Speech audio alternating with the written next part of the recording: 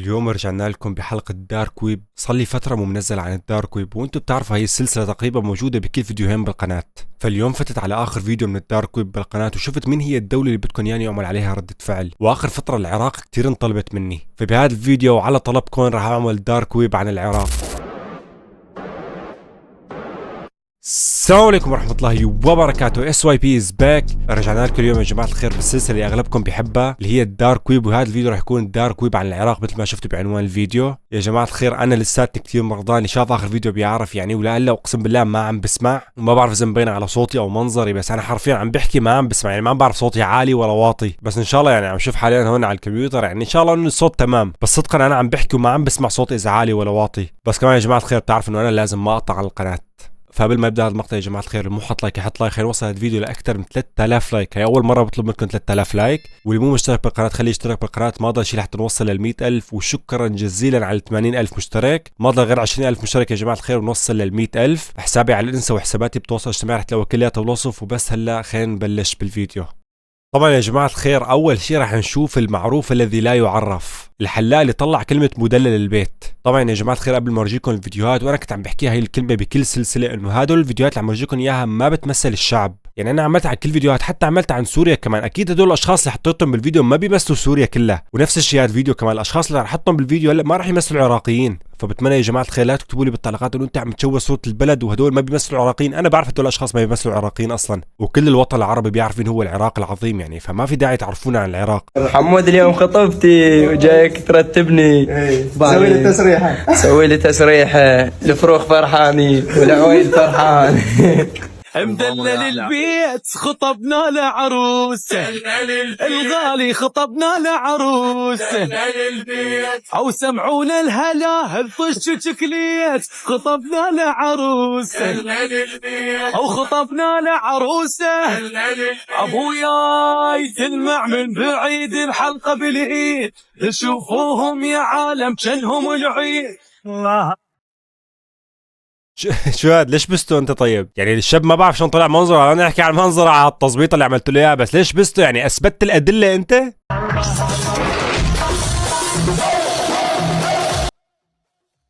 قسما بالله من قبل طالع منظرك افضل من هلا، شو المنظر هذا؟ وبعدين مبين اشكره انه هذا مو تظبيط، مبين يا حاط لك بودره مدري فونديشن ما بعرف شو بيحطوا البنات، او محطوط فلتر، يعني مستحيل هذا منظرك هيك صار، والله لو يحطوا على وشك اسيد مستحيل يصير منظرك لهالدرجه. بعدين اخوي انت عريس يعني، انت راح تكون العريس مو العروس، يعني شو المنظر هذا؟ يا جماعة الخير في دبانتين بالغرفة، قسما بالله إذا بيوعوا بين إيدي هلا الدنيا شوب بألمانيا، هلا درجة الحرارة هون 31، بعرف بالوطن العربي عادي 31، بس هون كتير شوب يعني، قسما بالله كل شوي عم ينطوا على الكاميرا وما عم بقدر أعمل شيء. حمودي باكر عرسي وردك ترتبني، نكون طلعنا عريس وترتب شعري ولحيتي. اخوي والله منظرك ما فيه شيء، قسما بالله حليوه انت، والله منظرك ما فيه شيء، يعني بس انه تحلق شعرك تظبط شعرك وبس، يعني ما بعرف، لا خايف يطلع مثل هداك كمان، والله العظيم منظرك حليوه وشب حلو، يعني ما في داعي لكل هالشيء، هلا ما بعرف شو بده يعمل فيه الحلاق.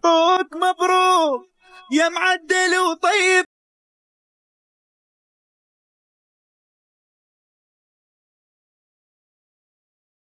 حواجب ما بيصير، ما بيصير يا عرب يا بشر، ما بيصير حواجب، حرام لك اكثر من واحد، ترى الحلاق بيكسب ذنب اكثر من الشخص اللي عم يعملها. حبيبي الحلاق انت مدلل البيت، ما بتعرف يعني انه هذا الشيء حرام؟ علي اليوم ارد العب لعب ضوى، دارس البيت انت ضوى ضوى، يشتمك ارتاح الهوى.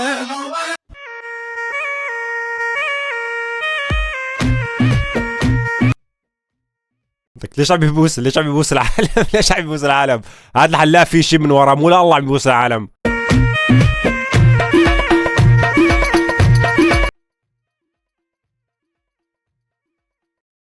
هلا هذا هو نفسه هذاك الشخص؟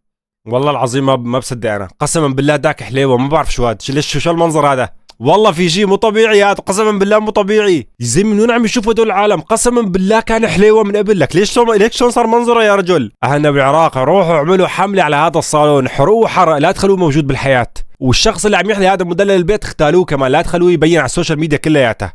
حمودي باكر عرسي واريدك ترتبني، جيت قبل بالخطبه وطلعتني لوز.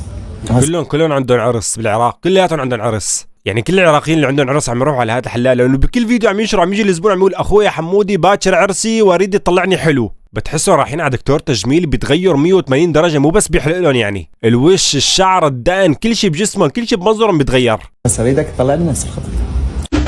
مبروك مبروك.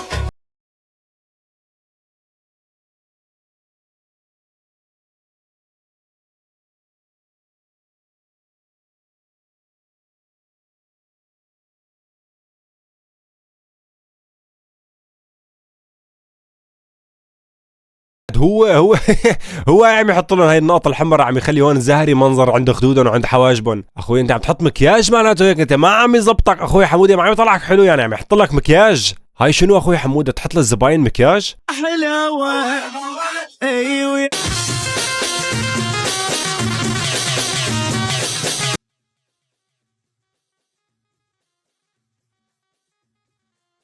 لك ليه كل حوالينه لك كلياتهم نفس المنظر، كلياتهم حالين عند نفس الحلاق. بكفي يا جماعة الخير موديل البيت، خلينا نشوف حدا تاني يعني المناظر رح نشوف لسه كتير اذا كملنا، فخلينا نشوف حدا تاني هلا. راح اغني بصوتي الي هلا بروح المريم هلا، وبالدم راح ابصم لها تبقين كل عمري ويا.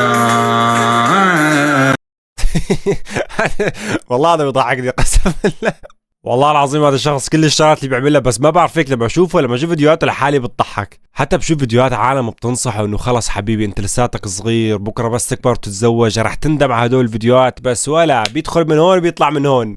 هو الشيء اللي عم يعمله غلط، بس كأنا كمشاهد انا بصراحه عم بضحك على فيديوهاته، بس هو كشخص غلط اللي عم يعمله، قطعا غلط. يعني بكره بالمستقبل عن جد رح يندم على هيك فيديوهات عم ينشرها، وخاصه انه هدول الفيديوهات ما عم ينتشروا على صفحاته، يعني بكره لو شو ما يعمل ما رح يقدر يمسح كل هدول الفيديوهات، يعني رح يضلوا هدول الفيديوهات لو يصير عمره 50 سنه رح يضلوا. مع احترامي لك حظك وحظ تربيتك، انت بمقاطعك مقزز، بمقاطعك من اشوف المقطع لاول مره، عفوا يعني انا ما اقصد لك لساعه، يعني مو انا احكي عن المحتوى اوكي، حتى ما بدك تزعل مني.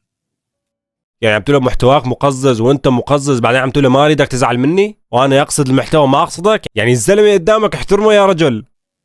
انت المقطع من اشوفه اني انغث.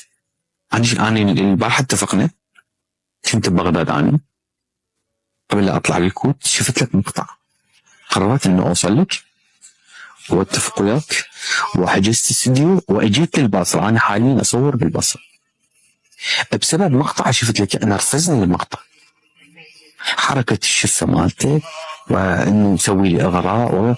هل هذا محتوى يليق بيك انت كشاب؟ لا بغض النظر انه محتوى غلط، بس ما بيصير لهالدرجه يا جماعه الخير، قسما بالله زعلت عليه. يعني اوكي محتواه كل الدنيا بتعرف قديش هو سيء، بس ما بصير هيك تحكيه بوشه، يعني احترمه للزلمه يا اخي، قاعد قدامك احترمه، هو احترمك لما قبل دعوتك واجى على المقابله تبعك، يعني احترمه انت وهو قاعد قدامك.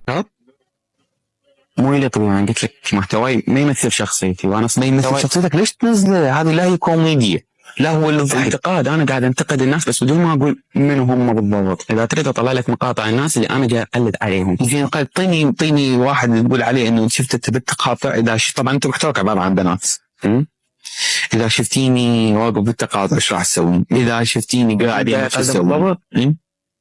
اجنبي راح تقول لي يا مو عندي الفيديو اجنبي؟ ايه اقعد عوف الموبايل، عوف الموبايل. احنا سبحان الله اكو مقاطع ثانيه مع الناس السعوديين عرب، سبحان الله بالسخافه مبدعين، احترامي لك. شكو واحد بدك انت عم يا زلمه عم تقول له مع احترامي لك، والله العظيم هيك عالم قسما بالله ما بعرف يعني مين بيعطيهم قيمه لحتى يعملوا مقابلات. يعني اوكي قد ما كان الشخص اللي قدامك سيء وقد ما كان محتواه ما بينشاف وما بينطاق، بس ما بصير تحكي له هيك بوشه. يعني ترى يا جماعه الخير قسما بالله اهانه هي قدامه، الشخص قدامه عم يحكي له هذا الحكي، لا وهذا الشيء كله عم يتسجل كمان. يعني ما بعرف هذا المذيع اذا معروف بالعراق، بس اللي عم يعمله غلط بغلط، يعني حتى اللي عم يعيده بالحكي غلط اكثر منه. ما بصير يا جماعه الخير يعني لهالدرجه هيك تجيب الشخص وتقعد تهزئ فيه قدام العالم مشان ترفع المشاهدات تبعك، يعني ما بيصير. انت ما دام قدرت توصل له انه يجي يعمل معك مقابله، معناته فينك تحكي معه من قبل ما تعمل المقابله اصلا. انت لو مو همك المشاهدات وهمك ترفع الحلقه على اسمه، كنت فينك تاخده على جنب وتنصحه وتحكي معه وخلص خلصت القصه. بس انت جايبه على المقابله عم تسفل فيه وتتمسخر عليه وتعمل مدري، بعدين تقول له مع احترامي الك، وين نصرفها مع احترامي الك؟ سخيف تافه ما عنده محتوى ويدور ترندات، بس يدور مشاهدات قلدناه. بس اذا انت ردت تصنع فشي، اكو كوميديا فن، ومن اصعب الفن هي الكوميديا. بس مو بهذا الاسلوب.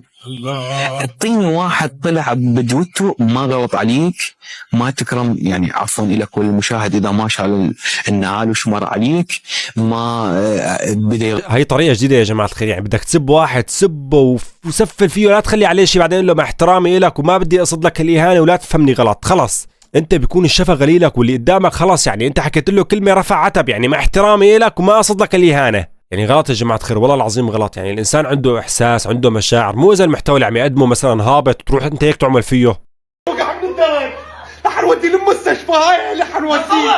لا تصور يا لولي يا ولد عليكم امير المؤمنين ادعوا له، انا نزل لكم الاخبار بمودي للمستشفى. اخوك مدري مين واقع على الارض وانت قاعد عم تصور؟ لا وابوه عم يقول له لا تصور، روح ساعده يا ابوك عم يحمل، روح مول عن ابوك انت. اسمه شاجور العاب، مدري شو اسمه، شاجور العاب. هاي شنو؟ هاي شنو؟ ليش قاعد تصور؟ ما تروح تساعد اخوك. يما تنلوتي صوت العبد بواير، هلا هلا صوت العبد بواير، روح رجلي ورا، روح رجلي. هلا عرفت الولد لمين طالع، هلا عرفت. هذا مو بس هو، العيله كلها تبارك الرحمن. انتوا شفتوا لي هذا شاجور مدري شو اسمه شو قاعد عم يعمل ورا كمان؟ يعني بالفيديو ولا في شيء ظابط الحمد لله. العملية طقت، العملية طقت يا ولد من ورا التحدي يا ولد. هاي اريد من عندكم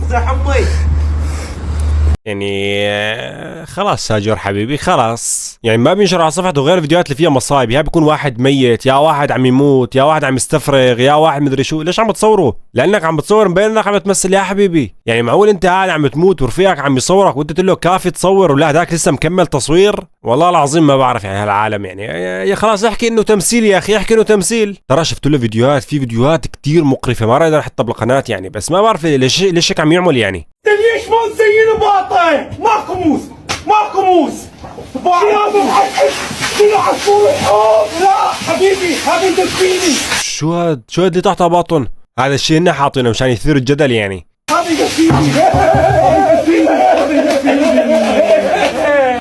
ليش هيك عم يعملوا بحالهم؟ يعني شو السبب؟ انه هاي بتجيب مشاهدات اكثر؟ يعني ليش هيك عم تعمل بحالك؟ شو هاد شاجور يا جماعه الخير؟ ترى قسم بالله لاول مره بيطلع لي، انتوا كتبتوا لي اياه يعني. شو المناظر هي؟ بعدين شو هادي تحت ايدهم يا زلمه؟ يلا عن اخت القرف يا رجل. يعني حتى لو هن حاطينه بس مو لهالدرجه يا اخي. والله يا جماعه الخير انا هالشخص ما بعرفه، بس لحد الان الفيديوهات اللي شفتها يعني مبينين الفيديوهات تبعه كثير مقرفه. يعني ما بعرف العالم اذا اخذينه ككوميدي ولا لا، بس كثير من فيديوهاته مقرفين. يما قرصتني حقربة، يما قرصتني حقربة، يا يما لو شفتيها سبحان مسويها. بكفي يا جماعه الخير، ما عاد نشوف ولا فيديو تاني، رح ننهي الفيديو لحد الان. هلا اللي شفناه كان الختام لهذا الفيديو، خلاص ما عاد نشوف شيء تاني. فاكتبوا لي يا جماعه الخير تحت بالتعليقات مين بدكم الدوله الجايه يعمل عليها رده فعل، واكتبوا لي رايكم بالتعليقات على هيك عالم يعني بدون ما تذكروا اسم الدوله، يعني اكيد هدول ما بيمثلوا العراق يعني. فاكتبوا لي تحت بالتعليقات، ومثل ما قلت لكم كمان مين بدكم الدوله الجايه يعمل عليها رده فعل. واللي مو حاط لايك يحط لايك يا جماعه الخير، مو مشترك بالقناه يشترك بالقناه، ما ضل شيء لحتى نوصل لل 100,000 مشترك. وحساباتي بتوصل اجتماعي رح تلاقوها كلياتها بالوصف. اي فكره بتحبوا اني اشوفها، اي فيديو بتحبوا اني اعمل عليه رده فعل، ابعتوا لي اياها كان على انستا وعلى التيك توك. واذا عندكم افكار او ترندات صايره حاليا وانا مو طالعيتي اكتبوا لي اياها تحت بالتعليقات، وانا ان شاء الله بشوف التعليقات تبعكم كلياتها. وبس يا جماعه الخير، دمتم ودام الوطن ويعيش الشعب، والسلام عليكم ورحمه الله وبركاته.